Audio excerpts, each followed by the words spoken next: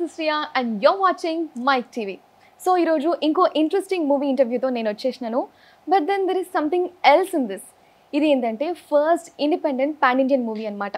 So ఆ team నాతో పాటు ఉన్నారు. ఈ మూవీ గురించి అన్ని డీటెయిల్స్ వాళ్ళని అడిగి తెలుసుకుందాం. And the movie name is ప్రేమించొద్దు.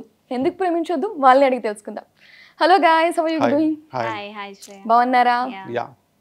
So this is Shriya. మీరు? This is Anuroop. Sonali. So first వింటుంటేనే it's like first independent pan Indian movie అని. So it's coming in 5 other languages.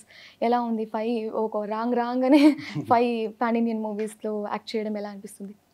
ఆబ్వియస్గా అంటే కొంచెం హై అనిపిస్తుంది, ఎందుకంటే ఏ యాక్టర్కైనా అంత ఎర్లీగా 5 లాంగ్వేజెస్లో చేసే అవకాశం రాదు. అంటే బిగినింగ్ ఆఫ్ కెరియర్లోనే నాకు 5 లాంగ్వేజ్లో షూట్ చేసినందుకు ఐ ఫెల్ట్ వెరీ హ్యాపీ. మీరండి? అంటే 5 లాంగ్వేజెస్లో ఛాన్స్ రావడం is a great thing actually. So first అనుకోలేదు 5 లాంగ్వేజెస్ అని. సో స్టార్టింగ్గా తెలుగు అండ్ హిందీ మేము ట్రై చేసాము. సో మా డైరెక్టర్ ఏమో చెన్నైకి అప్పుడు విజిట్ చేశారు, ఒక మూవీ సంబంధించింది. సో అక్కడ ఆయనకి మూవీ చూపిస్తే వాళ్ళు అన్నారు లైక్ తమిళ్లో కూడా మీరు డబ్ చేస్తే బాగుంటుంది అని. సో అట్లా సౌండ్ రికార్డ్కి వెళ్ళాం అన్నమాట.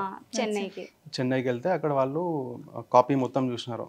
అంటే మేము first Telugu and Hindi straight 2 లాంగ్వేజెస్లో చేసినాం. మిగతా 3 డబ్బింగ్ అనేది చెన్నైకి వెళ్ళిన తర్వాత అట్ ద సేమ్ టైం మనకి కోవిడ్ ఉండే, హాలిడేస్ ఉండే, ఫ్రీ టైం ఉండే. ఆ టైంలో అప్పటికి షూట్ అయిపోయింది. హిందీ తెలుగు అయిపోయింది అంతే. అంటే 2 ఫైనల్ కాపీ ఆల్మోస్ట్ అయిపోయింది. సో ఎట్లా మనకి టైం ఉంది, కోవిడే ఉంది కదా అని చెప్పి చెన్నైకి వెళ్ళినప్పుడు వాళ్ళకి స్క్రీనింగ్ చేసినాం, మన సౌండ్ డిజైనర్స్ వాళ్ళకి. వాళ్ళు చూసి ఇది తమిళ్లో ఇంకా మంచిగా నడుస్తుంది, తమిళ్ నేటివిటీ ఉంది కదా, మీరు వైకాంట్ తమిళ్ అనేసరికి మేము కూడా ఒకసారి ఆలోచించుకొని అక్కడనే మనకి వాళ్ళు హెల్ప్ చేసినారు. మిగతా లాంగ్వేజ్లో ఇంకా కర్ణాటక, తమిళ్, మలయాళం అట్లా 5 లాంగ్వేజ్ అయింది. అంటే కోవిడ్ వల్ల లేకుంటే 2 వస్తుండే, హిందీ తెలుగు వస్తుండే. మరి మీకు ఎన్ని లాంగ్వేజెస్ వచ్చు ఇంతకి? నాకు హిందీ తెలుగు, లైట్గా కొంచెం తమిళ్. హిందీ తెలుగు రెండే. తమిళనాడు వెళ్ళిన తర్వాత వాళ్ళు మాట్లాడుతుంటే. మీరు ఇప్పటిదాకా అన్నారు ట్రైలర్ చాలా ఇంట్రెస్టింగ్ వాళ్ళకి అనిపించింది అని. ఈవెన్ నాకు కూడా అలాగే అనిపించింది.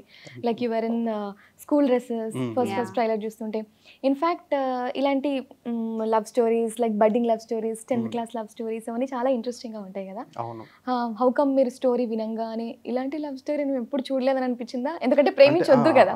అంటే నాకు ఫస్ట్ కథ అయిపోయినప్పుడు అయితే అంటే ఇట్లాంటి ప్యాటర్న్స్ వచ్చినాయి, కానీ ఈ ట్రీట్మెంట్ అంతా డిఫరెంట్ ఉంది.